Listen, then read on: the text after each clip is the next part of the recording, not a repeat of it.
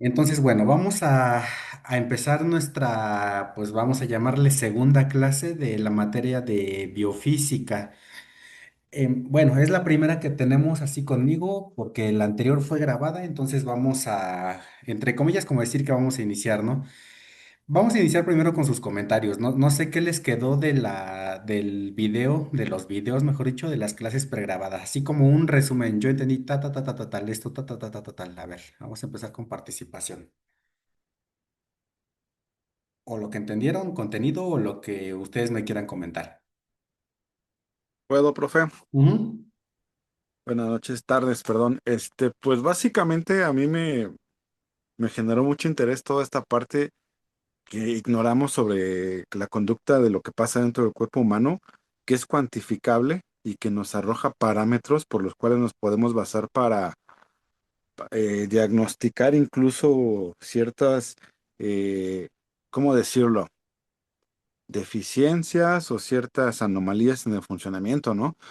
Como calor, como movimiento, como visión, como presiones internas, lo que nos dejó de tarea. Entonces es algo que la verdad yo ignoraba por completo del cuerpo humano y ver estas clases sí me abrió un poco la perspectiva de lo que funciona dentro de nosotros y está relacionado con física. La verdad es que pues quedé así con muchas dudas y muy al aire, pero sí, pues estoy aprendiendo algo nuevo, muy diferente. Eso es lo que puedo comentar, profe. Ok, Desconocía totalmente el tema. muchas gracias, Nazario. A ver, uno o dos comentarios más. Gracias.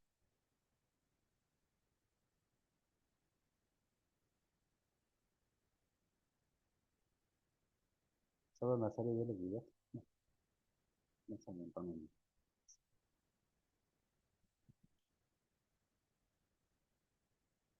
Bueno, vamos a empezar por ahí. Sí me escucho, ¿verdad? Porque luego los audífonos se quitan medio. ¿Esto?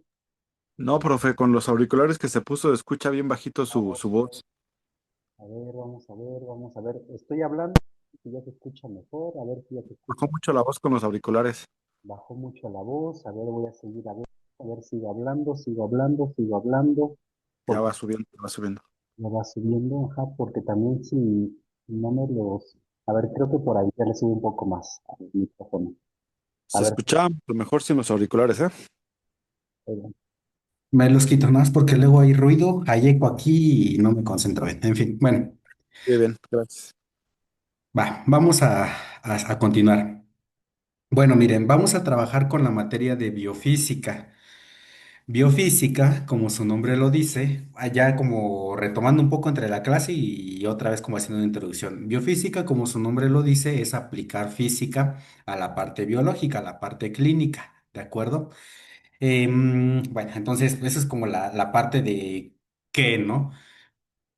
Ahora, ¿por qué? ¿Por qué biofísica, no? Y con esto voy a hacer una pequeña pausa. Mi objetivo de esta materia, el objetivo yo creo que principal, siendo las dinámicas tan cortas que tenemos, es que por lo menos como acupunturistas, no, de repente nos hagamos la pregunta, ¿no? Que ahorita decía Nazario, o sea, ¿cómo cuantificamos fenómenos físicos a nivel clínico, ¿no? ¿Cómo cuantificarlos? ¿Cómo dimensionarlo? Entonces, ese es mi objetivo, cuantificar y dimensionar cosas ahí, nada más. Entonces, es eso, vamos a dimensionar y cuantificar cosas. Les digo, hay muchas cosas que podemos cuantificar y hay muchas cosas de las cuales podemos hablar. Por eso tienen una tarea específica, por lo menos con que nos vayamos practicados en la parte de presiones en el cuerpo va a ser más que suficiente. Entonces, pues ese es mi objetivo, que cuantifiquemos, nos preguntamos. Fíjense que muchas veces pasa como acupunturistas o bueno, en este medio, que por ejemplo, ¿no? Decimos, es que este punto es muy bueno para la hipertensión, este punto es muy bueno para el azúcar, esta planta es muy buena para el dolor de cabeza, esto es muy bueno para aquello, ¿no? Pero pocas veces realmente aterrizamos algo, ¿no? Por ejemplo, este punto nos funciona porque X, Y y Z, tal, o lo voy a aplicar por tal, porque va a desencadenar este proceso y vamos a obtener un resultado, ¿no? Pocas veces llegamos a ese nivel de refinamiento, ¿no? En nuestra práctica acupuntural. Entonces, con lo que nosotros ya sabemos de puntología, pues sí, de lo que ya está escrito, que bueno, ahora nosotros lo apliquemos a nuestros pacientes. Entonces, ese es el principal objetivo de esta materia. Ir un poquito más allá, ¿no? Ir al, bueno, cuánto, ¿no? O qué es lo que busco en mi paciente.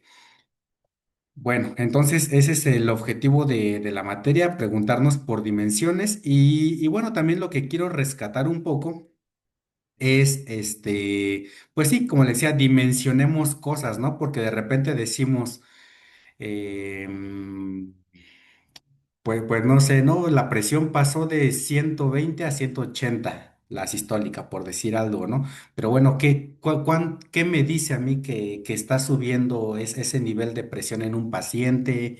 O no sé, las transaminasas de un paciente bajaron tanta cantidad, ¿no? O sea, ¿y en cuánto lo mido? Entonces, es ahí a donde yo quiero ir, o por lo menos lo que quiero mover por ahí en su forma de pensar. Sería más que suficiente.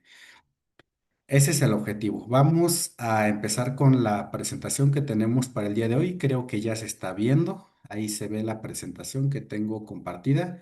Sí, ¿no? Dice algo por ahí.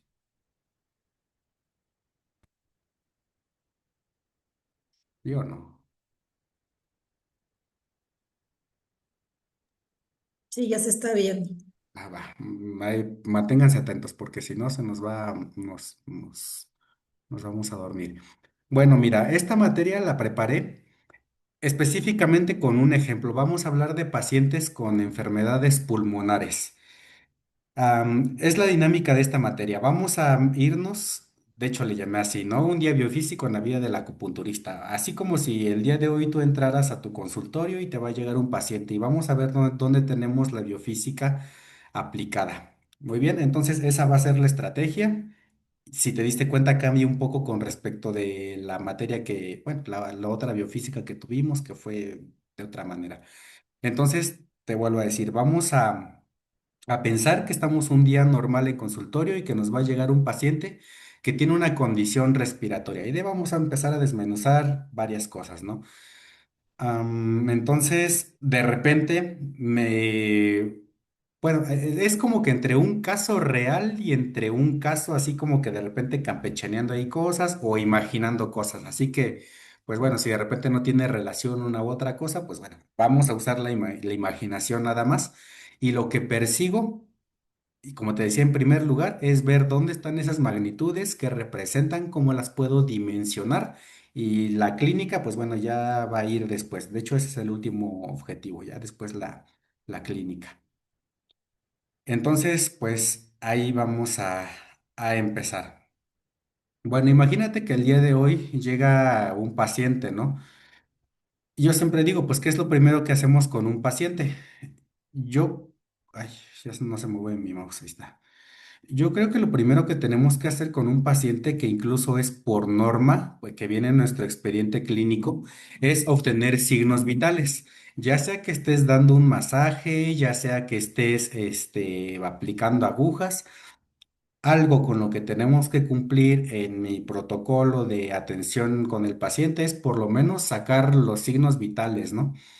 Entonces, pues bueno, vamos a primero a pensar que estamos ahí. Ya llegó mi paciente, llegó fulanito, y pues lo primero que vamos a hacer es hacer un chequeo de signos vitales. Vamos a sacar la tanda de los signos vitales. Bueno, ¿quién me acompaña a leer esta primera parte? A ver quién dijo yo por ahí. Se lo leo, profe. Perfecto.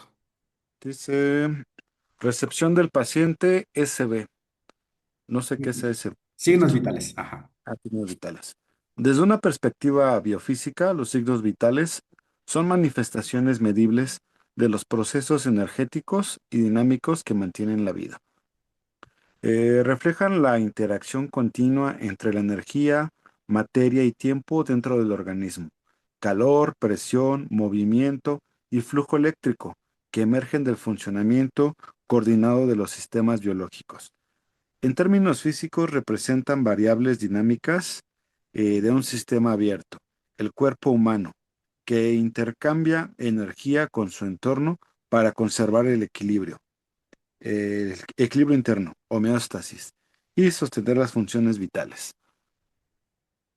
Bueno, hay varias cosas que podemos medir en los signos vitales, que es precisamente lo que queremos ver, ¿no? Desde un punto de vista biofísico, son, como ahí lo estamos leyendo precisamente, gracias Nazario, son manifestaciones físicas, ¿no? En este caso de procesos energéticos. Em, bueno, aquí nos dice que algunos son, por ejemplo, el calor. ¿Cómo medimos el calor? Pues vaya, con un termómetro, ¿no? Agarramos un termómetro y con ese termómetro, con ese termómetro sabemos pues cuál es la temperatura de mi paciente.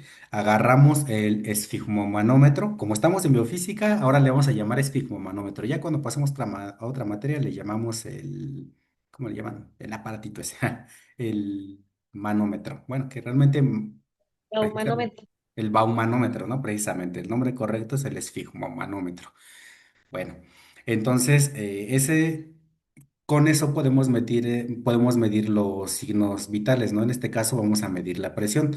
Vamos a ver signos vitales muy puntuales que vamos a tomarle a mi paciente. Aunque la glucosa pues no es considerada precisamente un signo vital, pues bueno, viene ahí como en la tanda de cosas medibles. Pequeña pausa, va ahí para Francisco que es médico, son así, ahorita les decía nuevamente, ¿no? Ahorita no nos vamos a meter que si en el valor, que si en que la norma me dice, que si el valor es de la AJA. Ok, vamos a dejar eso ahorita como de lado y nada más vamos a meternos como a ver los números esta vez. Bueno, la glucemia se refiere pues a lo que vulgarmente conocemos, ¿no? El azúcar en la sangre del paciente. La glucemia se mide en miligramos sobre decilitro. Y nuestro paciente puede tener diferentes valores. Por ejemplo, si tenemos una hipoglucemia, nuestro paciente va a salir con menos de 70 miligramos en un decilitro. Si tenemos una glucosa normal, la tenemos entre 70 y 100. Te digo, depende de incluso hasta del laboratorio en el que te lo tomes la referencia, ¿no? 115 vamos a ponerle.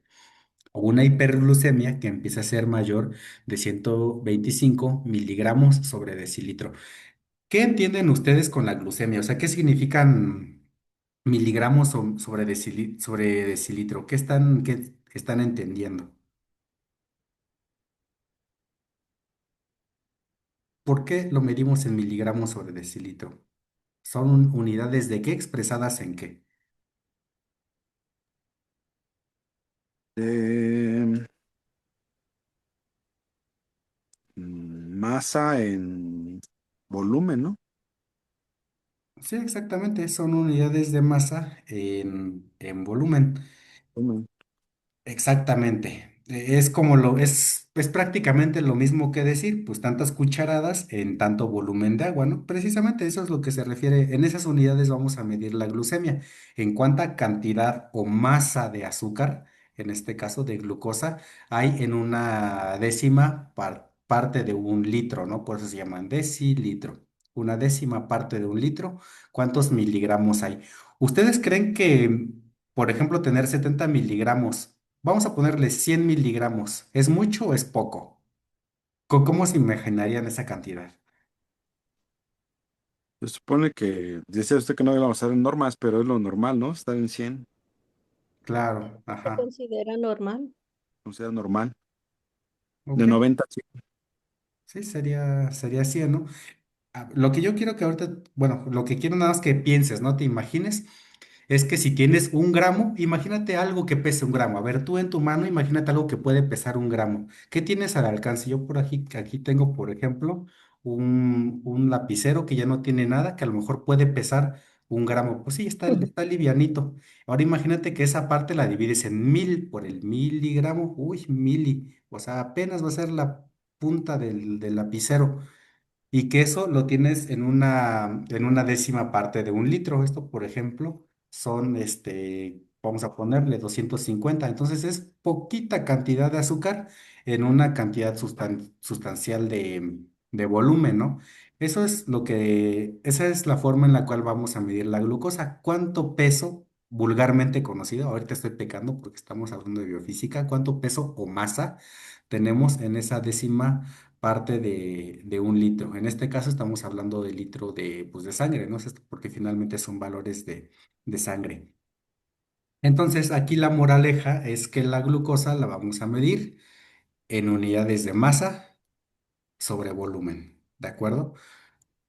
Y bueno, ahí tenemos algunas referencias. Vamos a pensar que nuestro paciente salió en 125, precisamente, ¿no? Ahí está. Temperatura. Ok. Bueno, le vamos a llamar hipotermia cuando es menor a 35 grados centígrados. Va a ser una temperatura normal cuando está de 36 a 37,5. Y una hipertermia cuando es mayor a 38. Pues sí, ¿no? O sea, no tiene mayor ciencia. Así es normal, así es bajo y así es alto.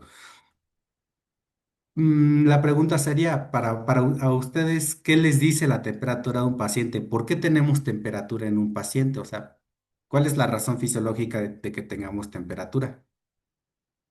No hablo de Pues es un hipertensión. mecanismo de defensa. Ok, por ahí dijeron defensa, ok, ¿qué más? ¿Puedo hablar, profe? Sí, ok. Bueno, creo que la temperatura, bueno, desde mi punto de vista, siento yo como que es como que la mejor evidencia de la energía que existe en el cuerpo, porque se ha estado hablando en otros momentos en otras materias que finalmente pues somos energía pura, ¿no? Y entonces, por ejemplo, hablamos del famoso chi, que es energía, entonces hay calor porque hay tejido vivo. Y justamente la temperatura indica, pues en este caso, independientemente del grado de temperatura que tenga el paciente, pues en sí hay una temperatura que se considera un parámetro normal, pero es generado pues por el calor que genera las células, la sangre que circula todo el cuerpo, ¿no? Finalmente es el calor que genera los tejidos, el metabolismo de los tejidos en todo el cuerpo. Yo así lo veo. Entonces, por eso siento que es la mejor forma de evidenciar que sí hay energía, hay tejido vivo y pues a la vez genera calor porque hay actividad metabólica. Ahí está. Ahí esa fue la cerecita del pastel, ¿no? La actividad metabólica. Ajá, efectivamente, la temperatura más allá del valor, más allá de los números, lo que nos está expresando precisamente es le vamos a llamar precisamente la cantidad de vida que tiene el paciente, ¿no? Bueno, ahorita Francisco nos estaba hablando de que la temperatura viene en primer lugar por el metabolismo, ¿no? Es como una chimenea, o sea, la chimenea va a tener temperatura porque le estás aventando leña, le estás aventando combustible. Lo mismo pasa con nuestro cuerpo, si le aventamos glucosa, sobre todo glucosa, ¿no? Que acabamos de ver la glicemia, los niveles de glucosa. Si el cuerpo está quemando glucosa apropiadamente, o sea, si los procesos, las maquinitas si están trabajando apropiadamente, por pura física, por pura termodinámica, eso va a aventar una temperatura hacia el exterior, ¿no es cierto? Por ejemplo, el refri, ¿no? Aunque su trabajo sea enfriar, si tú vas por atrás o lo tocas, de repente se calienta, significa que la máquina está andando, precisamente. Entonces, pues el refri también tiene su chip, porque de repente si lo tocas por ahí, está despidiendo una cantidad de calorcito. Es decir, esa entidad que está viviendo o ese ser que está, bueno, el refri no es un ser, pero en este caso estoy hablando de un organismo, ese ser que está luchando contra la muerte, porque, o sea, estar frío es estar muerto, pues está desprendiendo una cantidad de temperatura, está irradiando precisamente emisión en infrarrojo, la temperatura es infrarroja en la banda de lectura infrarroja. Entonces sí, lo que nos está diciendo es esa lucha, ¿no? Y precisamente la forma de entenderlo, eso es lo bonito que nosotros lo podemos pensar de otra forma, es que está produciendo su chi, está produciendo su capita de calor, que también, como decía la compañera, no alcancé a ver el nombre, es lo que nos encarga de mantener alejados a los patógenos externos, ¿no? Precisamente es ese calorcito ahí que anda volando, quizás no corporal, o sea, precisamente en el cuerpo, pero ese calor nos va a ayudar a sobrevivir como les decía nuevamente, de la muerte termodinámica. Por ejemplo, ¿no? Aunque sea un día muy caluroso, aunque estés en la playa, aunque estés en Monterrey cuando hace mucho calor, Si un paciente se te desangra, se te va a enfriar, aunque el día sea muy caluroso, porque finalmente es esa persona luchando contra la temperatura de la muerte, o sea, todo lo que está vivo está luchando contra la temperatura de la muerte, o sea, el frío, ¿no? Entonces, pues ahí está. Eso es lo que nos quiere decir la temperatura ya en el fondo, ¿no? Y bueno. Tenemos precisamente entonces ahí la medición universal, prácticamente universal, que son los Mm, grados Celsius. Como estamos en biofísica, le vamos a llamar apropiadamente grados Celsius. Luego decimos ujú. centígrados, pero hay muchas escalas o podemos hasta inventarnos una escala de 100. El nombre correcto son grados Celsius, se les fijó Grados. manómetro y así, ¿no? Bueno, ya nos voy a hacer una última pequeña pausa para la temperatura. Fíjate que yo te aconsejo que te compres termómetro de esos de infrarrojo, bueno, así decente, para que tú también le midas la temperatura a tu paciente. En la parte clínica, o sea, ya hablando más a nivel de clínica, hospital y todo eso, van, te ponen el termómetro en la frente, en la axila y pum, la primera lectura que te toman es así como pues es la que tiene y ya. Hay termómetros, como le decía, sobre todo algunos termómetros buenos, me hubiera gustado traer el mío, que a veces hasta puedes rastrear las zonas corporales que están más calientes que otras. Por ejemplo, un paciente con una parálisis facial, si tomas un termómetro de esos que son así como de pistolita, va rastreando y hay zonas que se sienten hasta más calientes, ¿no? Son las zonas que tienen precisamente el proceso inflamatorio. Un paciente que tiene una infección en el estómago toma la temperatura en el estómago y sientes una temperatura diferente. O a veces ni siquiera con el termómetro, ¿no? A veces con la propia palpación te vas dando cuenta que, o sea, el paciente tiene diferentes temperaturas en el cuerpo, ¿no? Sí, Francisco, está ahí la mano levantada.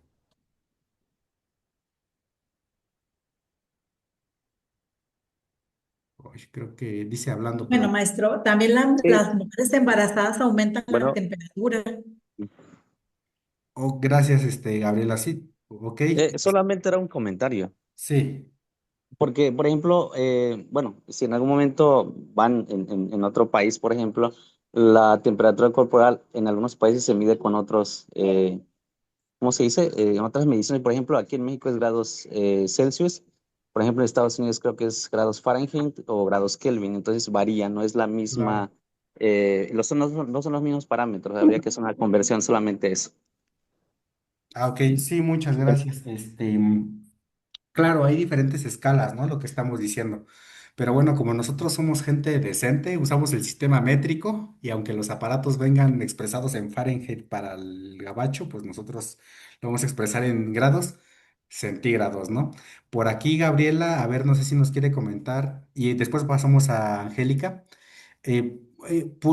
Bueno, nada más como ok, pues sí, ¿no? Hay varias condiciones, en este caso dice la embarazada, cambio de temperatura, ¿verdad? Si nos completa un poquito más su... Y es que la embarazada aumenta a 4 grados centígrados más. ¿Para qué? Para proteger el producto, ¿no?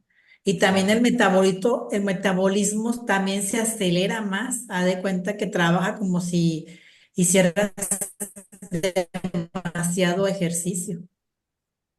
Esto es lo Claro, que yo quería comentar.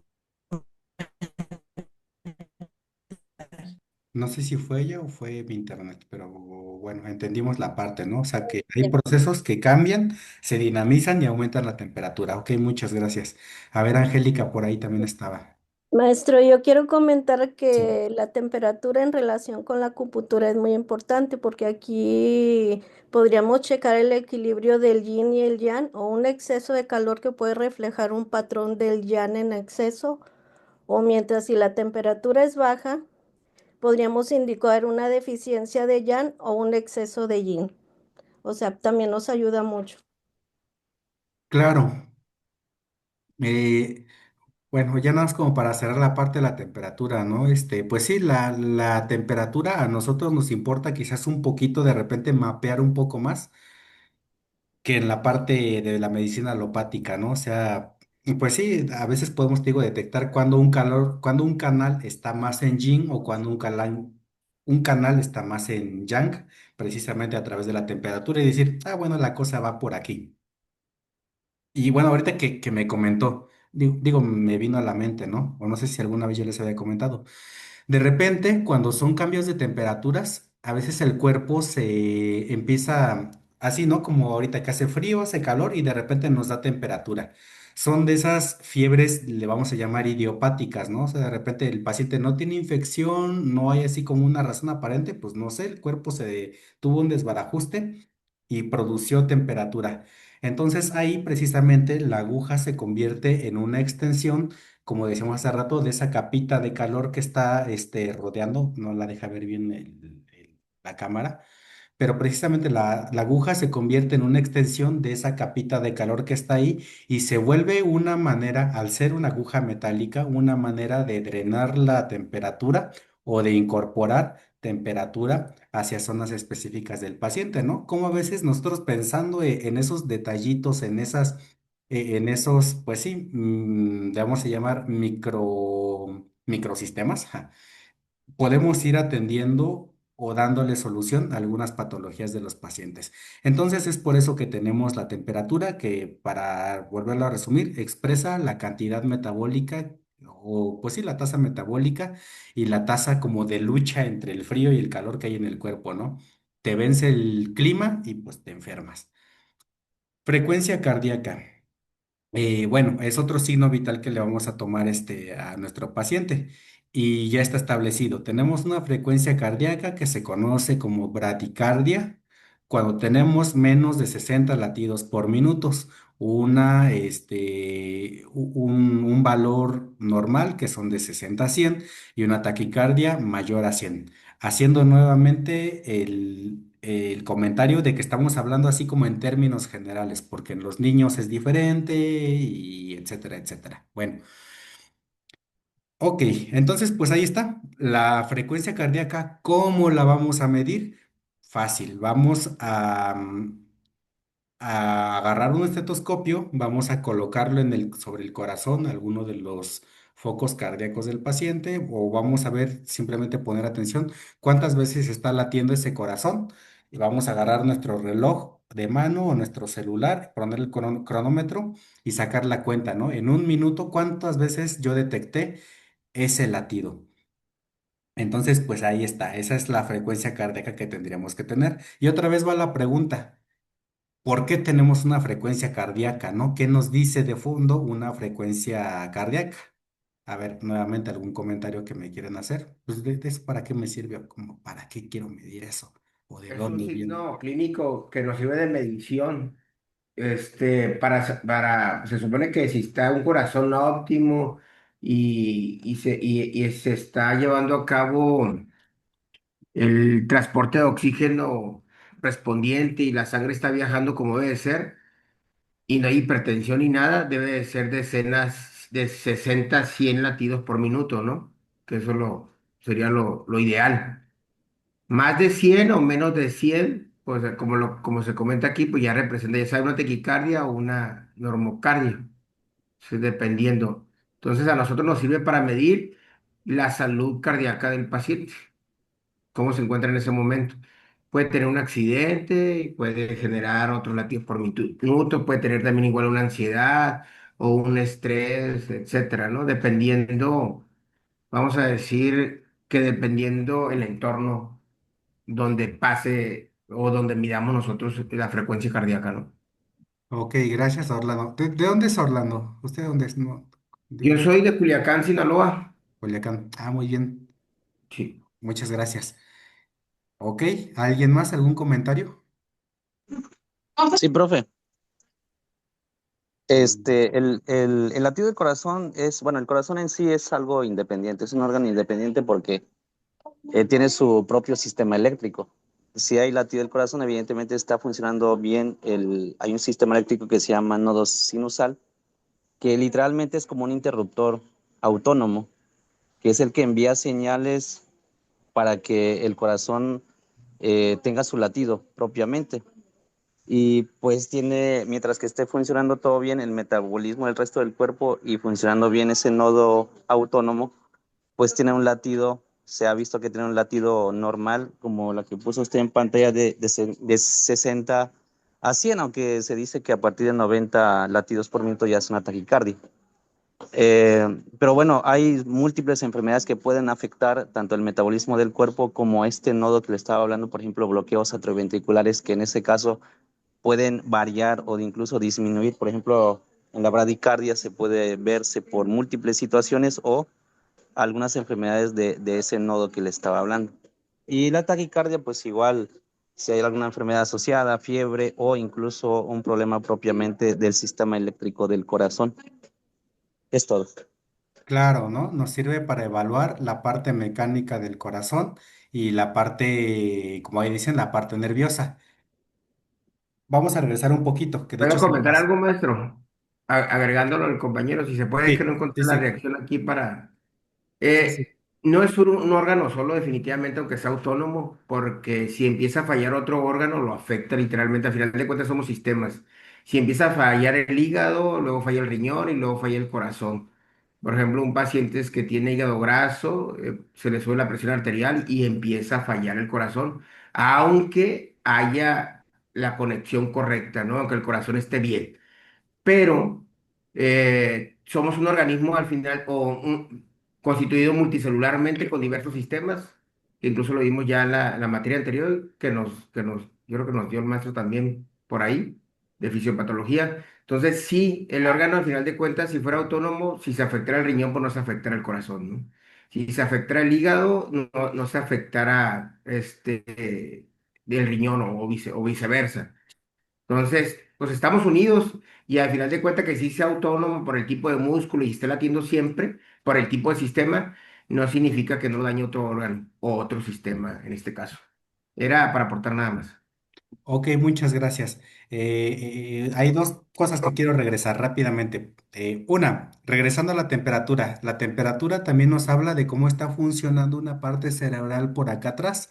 Ajá, la parte del hipotálamo. Entonces, así como ahorita ustedes están diciendo, ah, pues es que la frecuencia me puede hablar de cuestiones mecánicas, de señales, eléctricas. La temperatura también me puede hablar de cuestiones metabólicas y de cuestiones también aquí de regulación a nivel cerebral, ¿no? Bueno, aquí a nivel se me fue el nombre de este sistema, ajá, parasimpático. Entonces, bueno, pues sí, estaría de acuerdo con Orlando en la cuestión de que, bueno, el corazón sí tiene su funcionamiento autónomo y desde luego sí se afecta todo, porque bueno, yo lo aterrizaría de esta manera, porque finalmente podemos entender la frecuencia cardíaca también como qué tan limpio está funcionando el corazón, qué tan limpio está haciendo su trabajo. Por ejemplo, una persona que no hace ejercicio, si llega un paciente gordito a tu consultorio y son de esos que andan así como, así como que respirando, pues su corazoncito va a estar en un estrés todo el tiempo porque tiene que sufrir o tiene que latir más rápido para poder cumplir su función de manera más limpia, ¿no? Limpia entre comillas. Y en cambio, si una persona hace ejercicio y tiene buena circulación, si el sistema de conducción pues sí, de sangre está bien, pues no va a tener tanto problema y su tasa de latidos de corazón, con menos latidos, va a cubrir más rápidamente, o mejor dicho, más limpiamente esa demanda de sangre, ¿no? Entonces, esa sería también mi aportación. Ya no tarda en cortarse esta primer parte. Les voy a pedir que ustedes ahorita, si se corta, se levanten un poquito, hagan que su corazón le lleve bien sangre a sus manos y a sus pies. Tomen un poquito de agua y seguimos, ¿va? Por si se corta. Pero entonces, esto es lo que estamos ahorita viendo en una frecuencia cardíaca, ¿no? Y nuevamente va la pregunta de qué, por qué y para qué. ¿Por qué me sirve medir la frecuencia cardíaca? Ah, bueno, pues me sirve para evaluar todo esto de fondo. Ya no nada más se trata de ver, ¿está o no está dentro del parámetro? Y ya. Grabar en este equipo. Bueno, vamos a continuar hablando de los signos vitales. Entonces, hasta aquí con la frecuencia cardíaca. Bueno, la frecuencia cardíaca la vamos a medir en latidos por minutos. ¿Cuántas veces oímos que late el corazón en un minuto? LPM. No es precisamente una magnitud física, pero vamos a decir que sí es una magnitud biofísica, porque finalmente es una magnitud o expresa una cantidad de una variable del cuerpo, ¿no? En este caso estamos midiendo algo. Frecuencia cardíaca y ya dijimos por qué es importante. Ahí está. A menos que alguien diga algo más, vamos a pasar a la parte de la saturación de oxígeno. Oh, bueno, esto es un dato muy importante, porque recuerda que aunque ahorita nos estamos como metiendo en la parte de signos, vamos a hablar de un paciente respiratorio para el resto de la materia. Bueno, para las clases que nos quedan. Bueno, saturación de oxígeno. Saturación, quiere decir, saturación, ¿qué nos dice? Como qué tan lleno está o qué tanto hay de algo en algo, ¿no? ¿Qué tan saturado? Si tú te subes a un taxi, si te subes a una combi, al metro, a un autobús, dices, uy, está muy saturado, hay muchos cristianos en un espacio, ¿no? Eso es una saturación. En este caso estamos hablando de oxígeno. ¿Qué tan saturada está nuestra sangre de oxígeno? Así como la combi, así como el metro, así como el número de banquitas en un lugar, lo mismo pasa con el oxígeno. Por la cantidad de oxígenos que puede sostener la molécula de la hemoglobina, hay una cantidad de espacios que puede tener nuestra sangre de oxígeno, ¿no? Entonces eso es lo que vamos a conocer como saturación y se va a expresar de manera porcentual. Por aquí tengo algo en el chat antes de continuar. Buenas tardes, Ivette, buenas tardes. Ok, va. ¿Puedo agregar algo, maestro? Sí, Yo claro. sé que esto es lo normal, ¿no? Lo que está poniendo saturación, pero cuando llega un paciente que fuma hay que tomar en cuenta que a veces no trae una saturación correcta. Porque también se presentó situaciones ahora con COVID, por ejemplo, que ya el paciente traía una saturación muy baja, pero no hacían clínica y resulta que el paciente ya manejaba esa saturación por el problema de que fumaba. Yo nada más es como comentario para agregarlo por si les llega algún paciente. No es normal, pero para ellos es normal porque tienen 15 20 años fumando. Claro, ¿no? De hecho, es lo que vamos a ver en en la siguiente clase, condiciones respiratorias que afectan precisamente a este valor. Ahorita estamos presentándonos con el valor de la saturación de oxígeno. Muchas gracias, Orlando. Bueno, así, entonces tenemos expresada la saturación de oxígeno en valores porcentuales. Y lo mismo, no es precisamente una magnitud física, o sea, el porcentaje no es una magnitud física, así como el kilo, metro, kilo, metro, lux, tal, ¿no?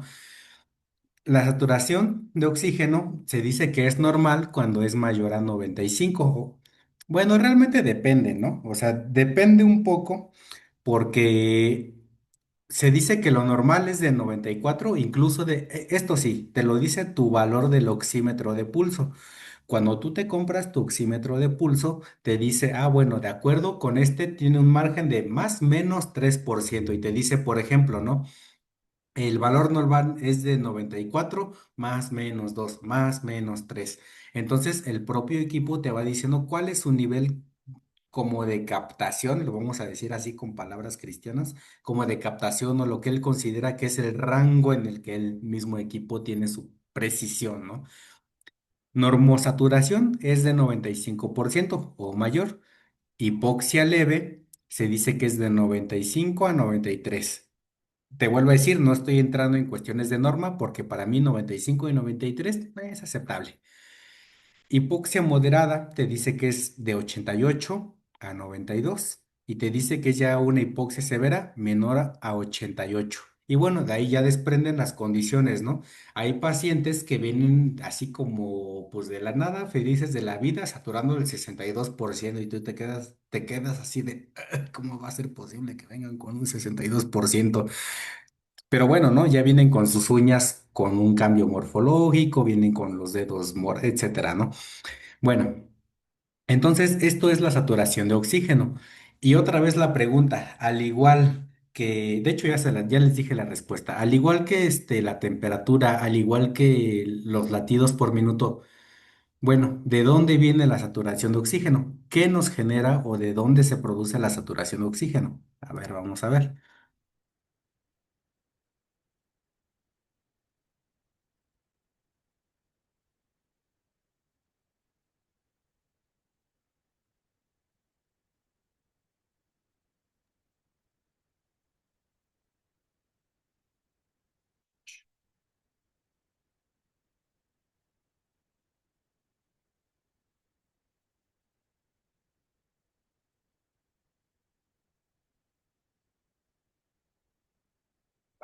Mira, me voy a salir un poco de la presentación. Este, seguramente yo les di la materia de bioquímica, no me acuerdo. No, no me acuerdo. No, no me acuerdo. Si no las llama eso. Bueno, tú te acordarás que cuando te hablaba de la tabla periódica, de la electronegatividad, de cómo unas moléculas jalan más a otras, la hemoglobina, no me acuerdo ahorita, a ver, búscalo rápidamente, creo que son 4 átomos de oxígeno que... Eso es cultura general y se me está olvidando. Ja. ¿Cuántos átomos de oxígeno, cuántas moléculas de oxígeno? Uy, chispas, estoy en problemas, ni siquiera sé si es la molécula divalente o el... No, tiene que ser divalente. A ver, ponle cuántos oxígenos, búscalo ahí en el chat GPT, en el Google asistido de la AI. ¿Cuántas, cuánto oxígeno transporta cada molécula de hemoglobina? Son 4, lo juro por Diosito, debe ser 4. Ahí está, sí, claro.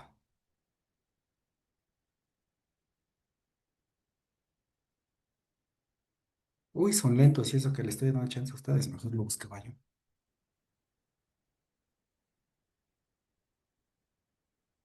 ¿Cuánto oxígeno transporta una hemoglobina? Si quieres buscarlo así te lo voy a decir. Si no, pues lo voy a buscar rápidamente yo.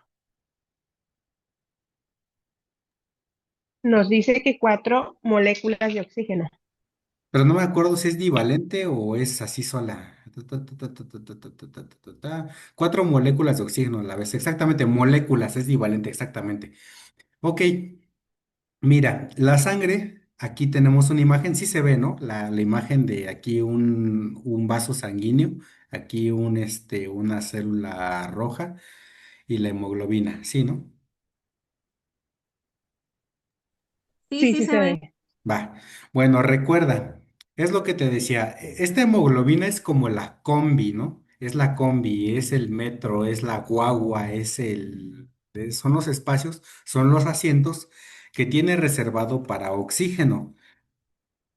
Ahorita no voy a entrar en detalles clínicos, pero bueno, hay condiciones y ya así como resumiéndolo sin entrar en detalles clínicos bioquímicos, hay condiciones, por ejemplo, respiratorias, que hacen que o tengamos menos hemoglobina, o sea, menos guaguas, menos combis, menos furgonetas, y por consiguiente en esa carretera se están transportando menos oxígenos.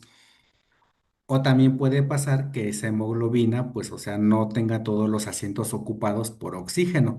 Entonces, eso es lo que nos está diciendo la saturación de oxígeno. Y te vuelvo a decir, ¿qué tan saturado está ese transporte? ¿Cuántas personas hay y cuántos asientos disponibles hay? Ajá. Em, honestamente, yo nunca, bueno, nada más lo he visto como en 3 niños, sobre todo niños, que están saturando al 100%. La gente ya así decente que le duele la rodilla y todo, las personas adultas, están saturando entre 94, 96, 97%. Pocas veces he visto así que el equipo dice 100% así limpio, bonito. Pero bueno. Entonces, eso es lo que nos quiere decir la saturación de oxígeno. ¿Cuánto oxígeno se está llevando? Recuerda de tus clases de bioquímica que finalmente el oxígeno es un átomo que por sí solo es muy electronegativo. Si se presenta de forma divalente, nos va a ayudar precisamente, imagínate esto. Tú tienes un fogón, una chimenea con leña, y si la tienes sin oxígeno, pues no prende. Y si tú le empiezas a soplar, y le echas ahí un fuelle o le echas ahí humito con un cartón, pues empieza a prender más rápidamente. O sea, significa que tanto puede hacer combustión de energía tu cuerpo, ¿no? Así como diciéndole en esas palabras. Esto es la saturación de oxígeno y es otro signo vital que vamos a medir de manera porcentual. Y entonces, quédate con que si quieres, tómale un screenshot, una captura ahí para que nos quedemos con los valores, porque es en lo que nos vamos a concentrar en nuestra materia, pacientes respiratorios. Y lo que nos decía el compañero, ¿no? Orlando.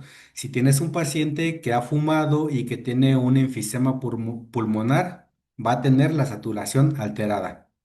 Si tienes a un paciente que salió, que tiene nódulos en los pulmones, va a salir con una saturación alterada. Si tienes a un paciente que es bien fit y que se va a correr en la montaña todos los días, va a salir con con la saturación alterada. O si tienes uno gordito, como te decía, de esos pug que apenas respiran superficialmente, va a salir con la respiración alterada.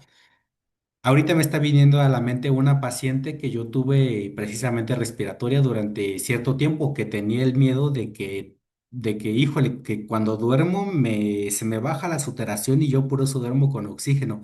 Ah, pues es que resultaba que tenía apnea del sueño. Entonces, santo remedio, aplicar agujas sobre la parte de la parte del hipotálamo, sobre la parte del tallo cerebral y bueno, sobre puntos específicos y corregimos esa situación. El problema no es que fuera una paciente respiratoria, aunque tenía un antecedente respiratorio, sino que tratamos la apnea del sueño, así como comentario súper rápido que yo creo que vamos a trabajar con él más adelante.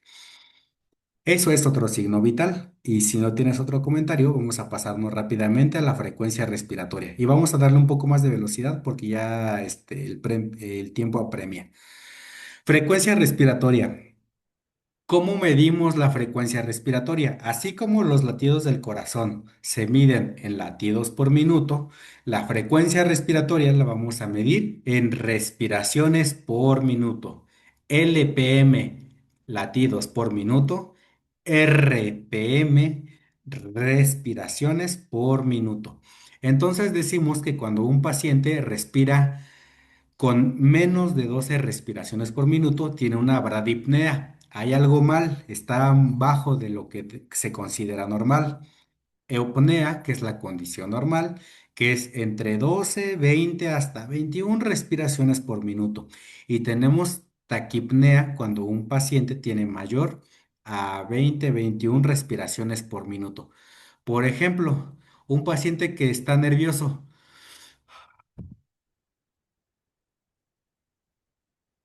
Está así, no está taquipneico, o sea, tiene más de 20 respiraciones por minuto. Paréntesis, ¿cómo mido las respiraciones por minuto? Simple. Bueno, ya sabemos que la temperatura con el termómetro, la cardíaca con el estetos en el corazón, la frecuencia, la saturación con el saturómetro, con el oxímetro de pulso en el dedo y ya te lo va a dar. La frecuencia respiratoria, ¿cómo la vas a medir? Observando al paciente. La frecuencia, bueno, así ya nada más como comentario general y así rápido. La frecuencia respiratoria, el paciente no tiene que saber que le estás tomando la frecuencia respiratoria.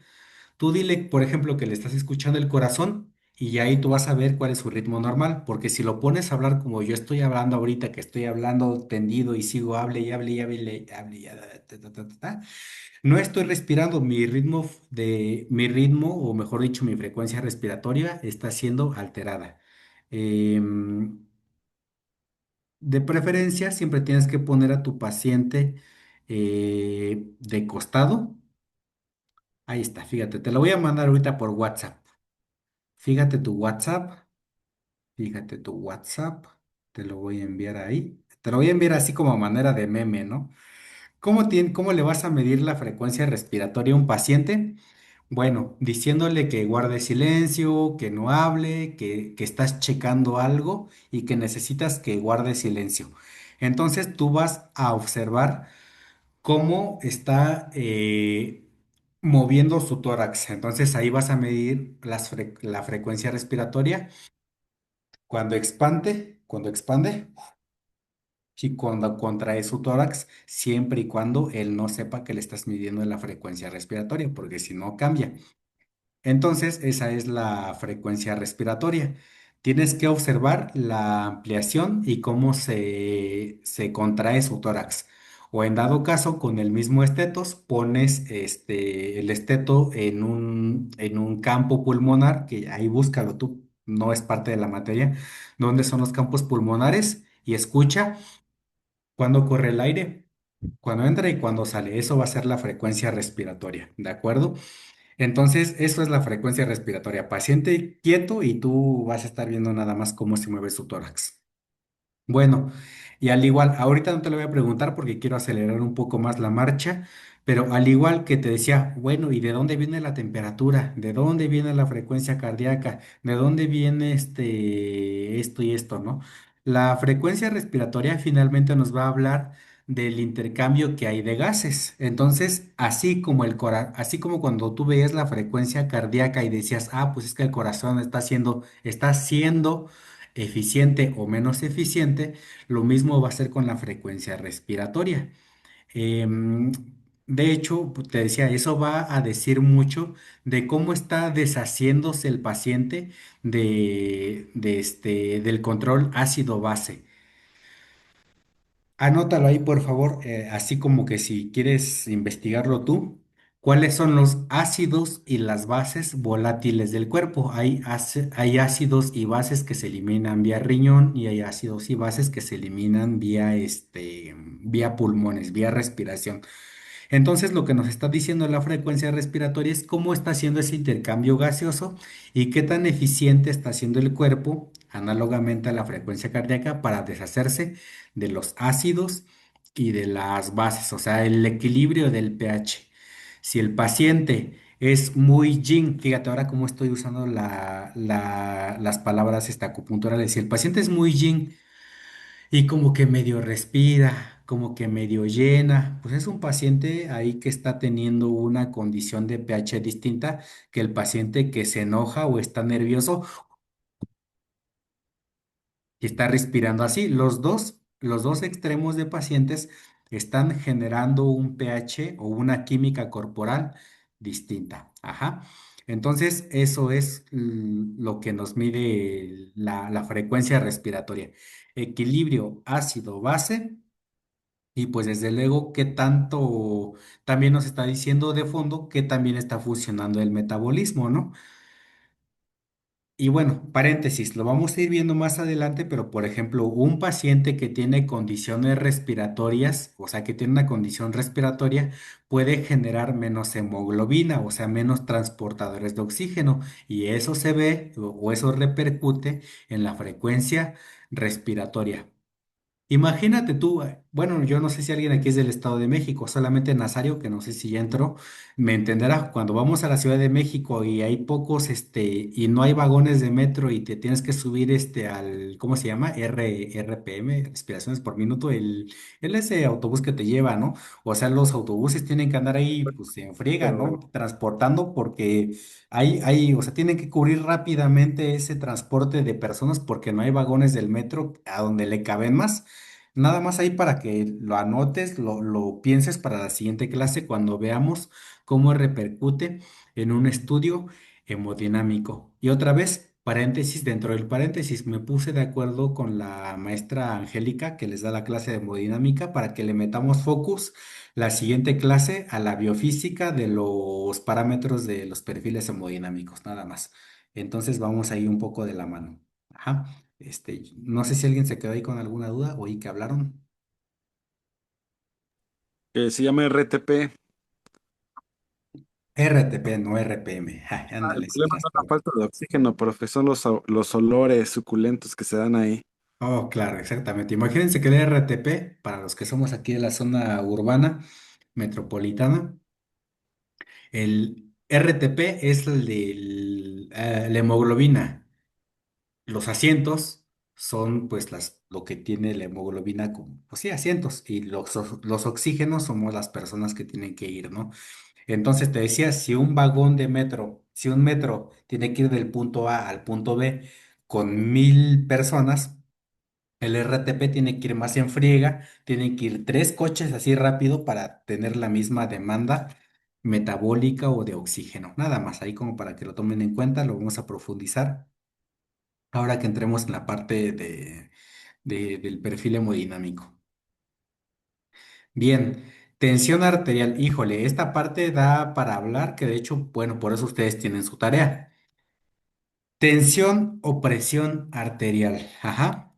Y lo mismo, tenemos un valor que se considera normal, que va de 90 a 60 milímetros de mercurio, y una normotensión que va de 120 a 80, bueno, son 120 a 80 milímetros de mercurio, y la hipertensión que son de 130 a 80 milímetros de mercurio.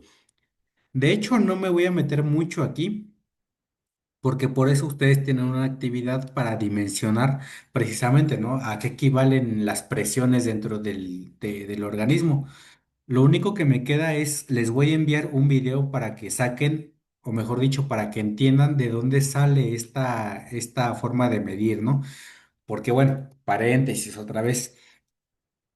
La presión se mide en milímetros de mercurio porque hay una columna, o sea, se llama así una columna, un experimento físico con el cual decimos, pues bueno, estas son las unidades apropiadas para medir la presión dentro del cuerpo humano. Ahí lo voy a dejar, de hecho me voy a saltar un poquito esta parte, aunque la vamos a seguir profundizando, de hecho. Son las unidades para medir la presión arterial. Ya nada más que ahí como para que quede. Siempre pensamos, o bueno, muchas veces yo, por ejemplo, en algún momento pensaba que la presión arterial medía de manera análoga a una manguera de agua, qué tan fuerte sale un chorro de agua proyectado hacia adelante, ¿no? Bueno, no, se refiere a qué tanta presión hay en las paredes de esa, pues sí, las paredes de esa manguera. Si ustedes están viendo,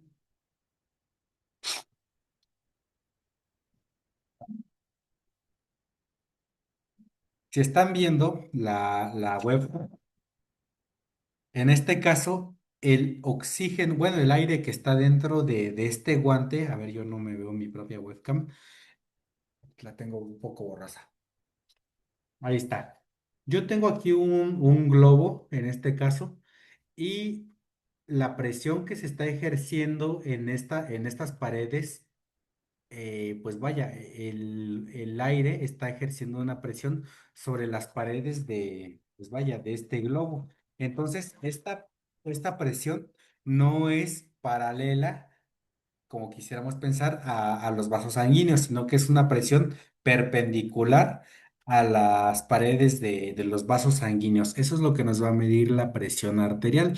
La presión que sienten tus venitas, así ya diciéndolo vulgarmente, ¿no? Tus venitas cuando pasa sangre a través de ellas, ¿no?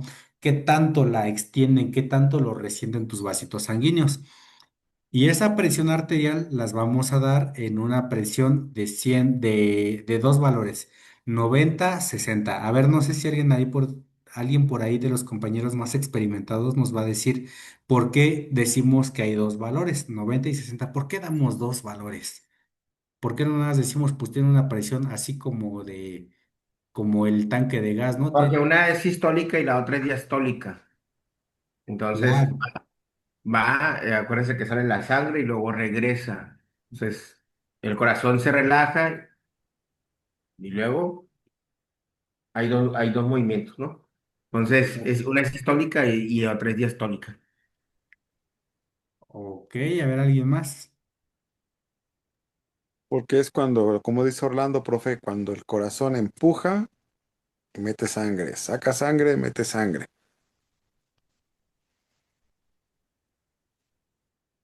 A ver, ¿alguien más? Ujú. La sistólica es cuando el corazón se contrae y la diastólica es cuando el corazón se relaja. Ok. Mm, ok. Son Bueno, como los parámetros, no sé, equivalentes de que te marcan como, pues sí, esa parte de, por ejemplo, en la hipotensión que dice que menor a 90/60 es como esa capacidad de retención o de fuerza que se está eso. tomando tanto en la relajación como en la contracción. Va, me quedo con ese último comentario. Exactamente, es la presión que me permite mantener precisamente esa presión, ¿no? Lo que te decía. Uy, ya la rompí. Este paciente tuvo un aneurisma. Uy, chispas. A ver. Imagínate el guante, ¿no? El guante no roto, porque ese fue un paciente que tuvo una ruptura de vasos sanguíneos, que puede pasar, te digo, ese es el típico caso de un aneurisma que rompió el vaso. Hay una presión que expande. Ajá, a ver, precisamente.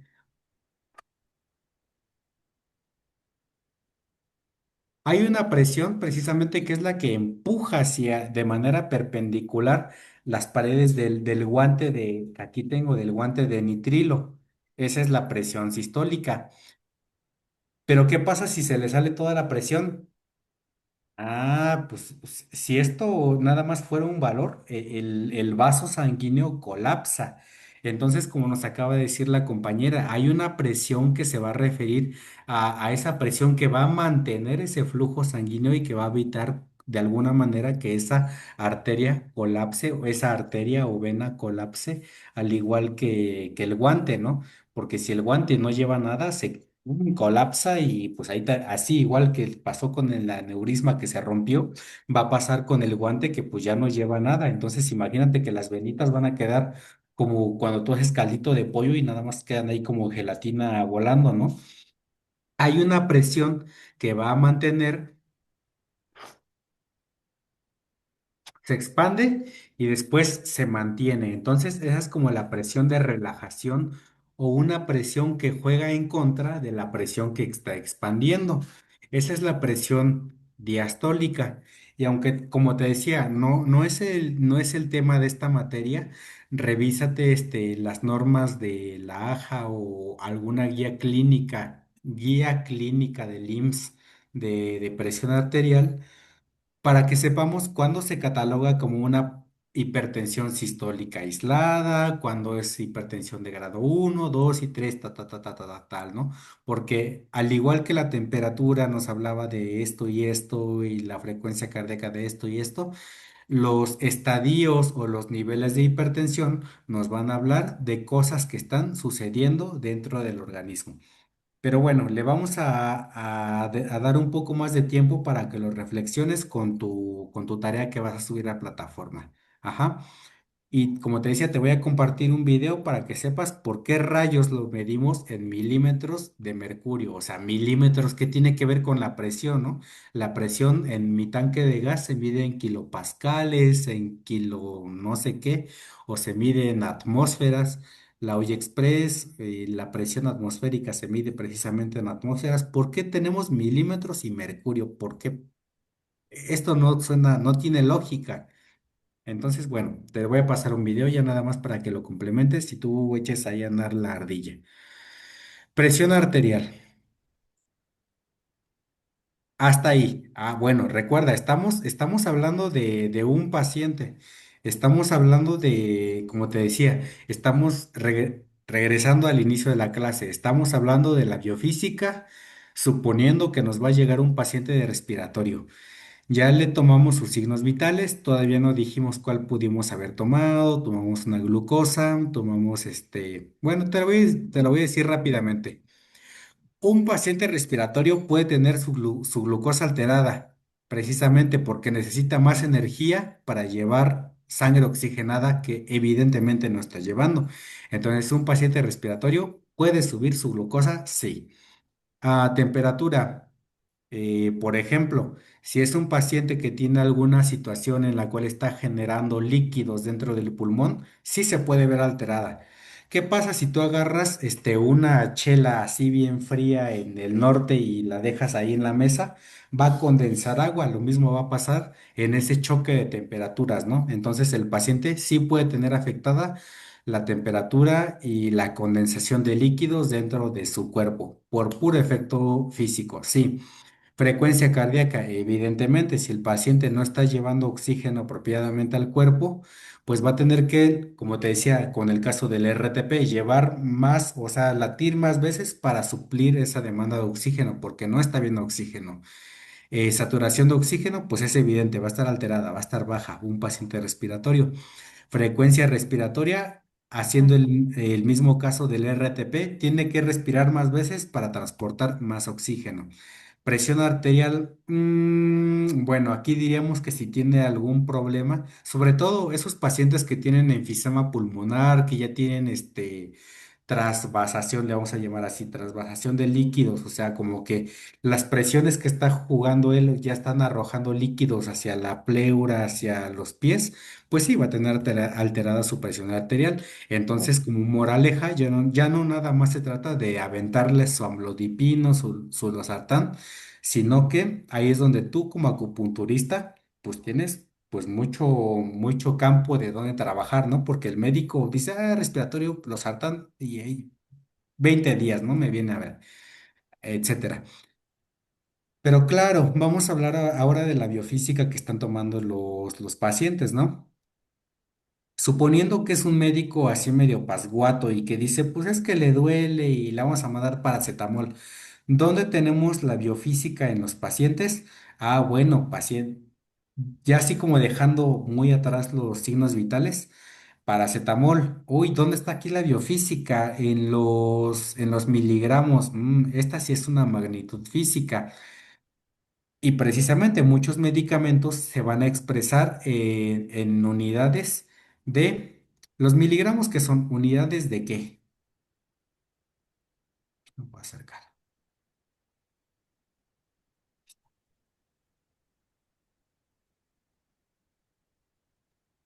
Yo lo conozco, maestro, una pregunta, yo lo conocí de otra manera, ¿Cuál? los medicamentos, ¿no? Me ¿Cómo? llama la atención que se maneje el término de biofísica. Sí, Ah, dígame. yo hablando y escuchando sonidos, sí. Bueno, me llama la atención porque en los medicamentos siempre, de hecho lo venden mucho en los laboratorios, ¿no? Hay una bioequivalencia y biodisponibilidad. Entonces, siempre que se realizan estudios, es con base a este efecto tóxico que presentó ahí y el efecto terapéutico que tiene un medicamento, ¿no? Si tú te pasas de los miligramos que debes de consumir al día, tiene un efecto, bueno, en este caso el paracetamol sería hepatotóxico, ¿no? Entonces, pero si también no tiene la disponibilidad correspondiente, perdón, al organismo, pues tampoco genera nada, porque no te ayuda tampoco en nada, ¿no? En este caso como antipirético. Entonces, pero cuando le llaman biofísica, estoy investigando ahora con lo de la tarea y con lo del trabajo. Siento que, bueno, entendí que unen la parte de la biología con la física. ¿Eso es a lo que se refiere? Es como agarrar dos materias, la biología y luego la física y la uno y, y sale esta materia, ¿no? Claro, bueno, a lo mejor como saltándonos un poco, no sé, así como comentario o haciendo un respiro de la materia. Yo Ajá. muchas veces he oído a algunos terapeutas que dicen, yo hago medicina biofísica, no sé realmente qué es eso, yo quiero pensar que es más como por el campo de la pseudociencia, porque pues de repente te dicen, biofísica, voy a hacer un enema de algo, ¿no? Pues obviamente la física está en todos lados, o sea, o sea, el intestino tiene una propia presión para que no colapse las presiones que está generando el intestino, pero pues... Es que le agregan química también, pues por eso es que me llamó la atención. O sea, sí, Este, yo realmente no conozco esa parte, ¿eh? Yo no, les digo, o sea, ajá, por sí, ejemplo, maestro, perdón. Por ejemplo, yo veo la unión ahorita todos los comentarios que está haciendo, ¿no? Yo estoy viendo farmacología, pero también estoy viendo propéutica, estoy viendo exploración física, este, como que es una combinación de varias materias, por así decirlo. Estoy viendo que se está formando una historia clínica, que es parte de la propedéutica. Eh, Diagnóstico también veo, porque al final de cuentas estamos viendo signos vitales, ¿no? Entonces, mm, me genera mucha, no bueno, sí duda, sería como duda, porque siento que querían darle puesto otro nombre a esta materia. O a rato estoy equivocado, o a rato no me ha quedado claro. No sé si leyó mi trabajo, no sé si está bien lo que comenté, pero fue lo que yo entendí, ¿no? Ahora que hicimos lo del foro, me refiero al foro. ok. Ya se va a Sí, acabar otra vez la tercera parte de esta materia. sí. Nos queda media hora. Para aterrizarla así, biofísica es física aplicada al cuerpo, nada más, por La pura biología. etimología. Y haciendo una analogía, hay gente que dice yo hago bioenergética y te empiezan a hablar de manos como de Reiki y eso, pues es que bioenergética por etimología es pues energía del cuerpo y entonces empiezas a hablar de rutas metabólicas, de termodinámica y así, así.